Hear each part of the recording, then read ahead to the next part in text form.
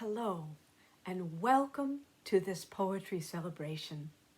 Today is the first day of April, the very first day of National Poetry Month, and we are setting sail on a whole month of poetry and togetherness and writing. And it's exciting.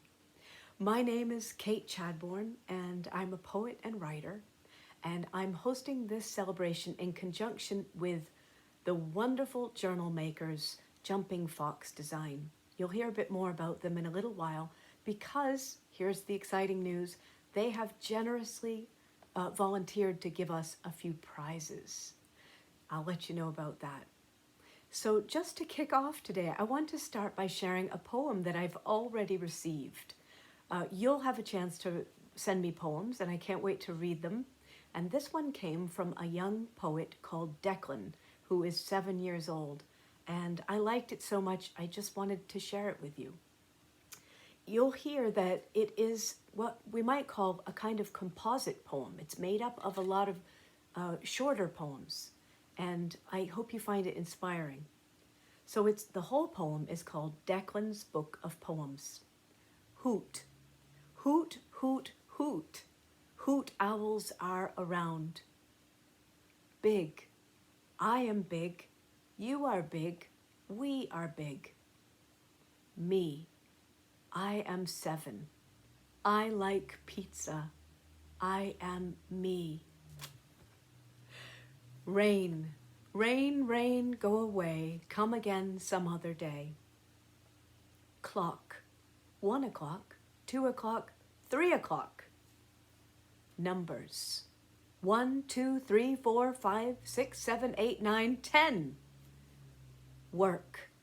My dad goes to work. The end. Love, Declan. Do you love that poem? Because I sure do. I think it's a brilliant poem, and it gives us our very first poetry spark. Let's be inspired by Declan. Declan has a great idea here to choose. He's chosen 7 different words. I'm going to suggest that we choose 6 to 8 words and then write a phrase or a few phrases for each of them. Now you could choose those words. I'm going to actually share with you the words that Declan chose, but you might also choose just random words that come up in, maybe you pick 7 words or 8 words out of a book, whatever you like. But here's the interesting thing. Once you have written down your words and written your phrases, look for the wholeness and meaning. I promise you it will be there. That's the fun of this. There will be something that ties them together. You will see meaning in what you have written, even though they're separate little bits. And then perhaps consider using that meaning as a title for your poem. So if you write a poem like that, or indeed if you write any other poems between now and Sunday at 5 p.m., I would love to see them.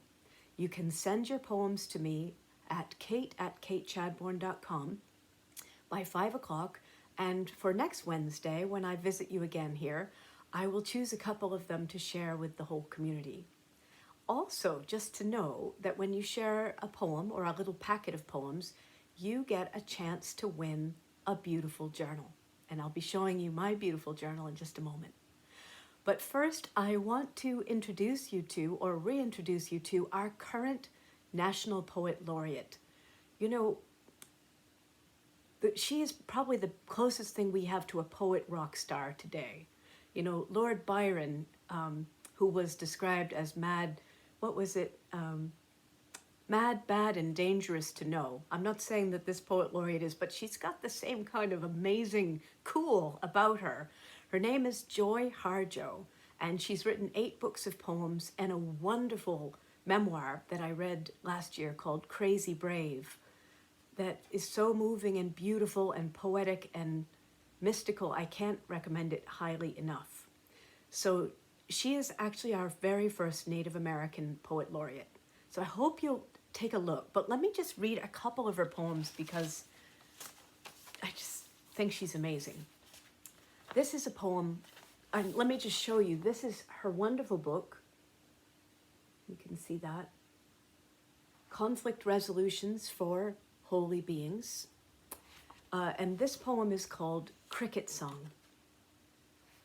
Tonight, I catch a cricket song, sung by a cricket who wants the attention of another. My thinking slides in the wake of the cricket's sweet longing. It's lit by the full moon as it makes a path over the slick grass of the whitest dark. I doubt the cricket cares his singing is swinging starlight to the worry that has darkened my mind. It is mating season. They will find their way to each other by sound. Time and how are the mysterious elements of any life. I will find my way home to you. I got a chill reading that. Did you hear it? Hearing it? It's gorgeous. I love the mystery, the allowance of mystery in that poem is so beautiful. And let me read you just one more short one, and I want to actually show it to you. So Joy's book is made up of poems that, have a title, and then poems like this. Can you see that? It's almost like a little vignette. It doesn't have a title, but they're actually some of my favorites in the whole book. Listen to this. When I walk over to join you in the two-step, you'd better say yes, the old woman told Death. Death laughed. For her, Death was a fine-looking native man. He wore old-style buckskin. She took his arm. He was a good dancer. They two-stepped all the way to the end of the circle of this earth fire. Another chill. I think she's wonderful. Please check her out. Joy Harjo. Again, here's her wonderful book. But there are others, and they're all wonderful. So please take a look. She's great.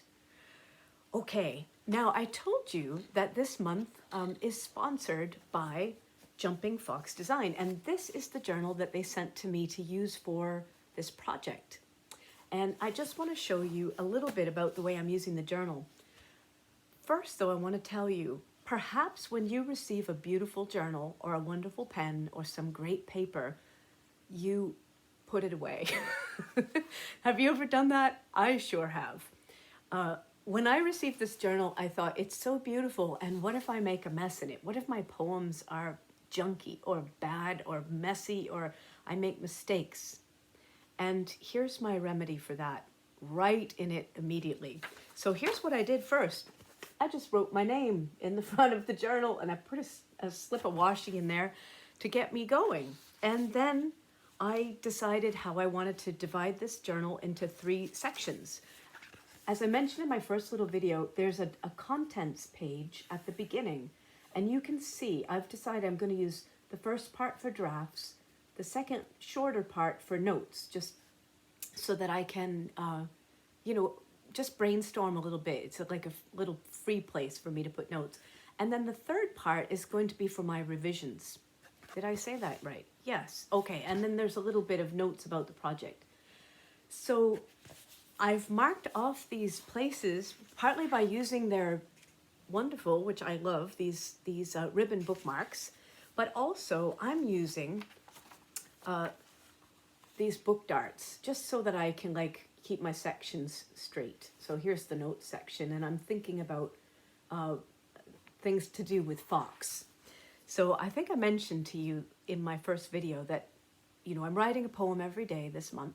I just love it. Don't feel obliged, but it is fun, especially if you just make it light and fun.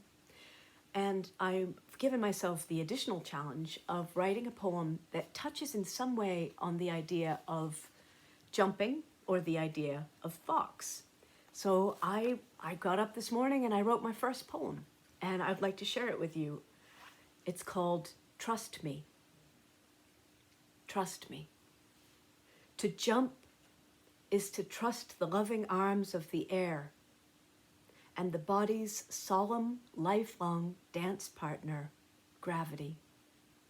When I was 8, I built paper wings and leapt off the back of my father's pickup truck. I was serious about flying. sure that my wings would lift and take me up over the house and the homework and the never quite enough. I still am. Now I know that to fly is first to jump, off or into or over, to be willing to leave it behind, whatever has you fixed in place. Someday we will all jump into the embrace of eternity with no notion of touching down. Today grants us a million chances to choose where we want to land. Jump closer, jump bolder, jump warmer, jump to truth, jump to your heart, jump to your fire or your peace or your more. Your whole being exhorts you. Now, my darling, now, trust me and jump. What a pleasure it was to get up this morning and write a poem. And I encourage you, just give it to yourself. Don't wait. You know, again, when I have a journal like this, I sometimes think, or some beautiful tool, I sometimes think I'll wait to use it until I know more or until I'm sure what I want to put in there. Here's my dare for you this week.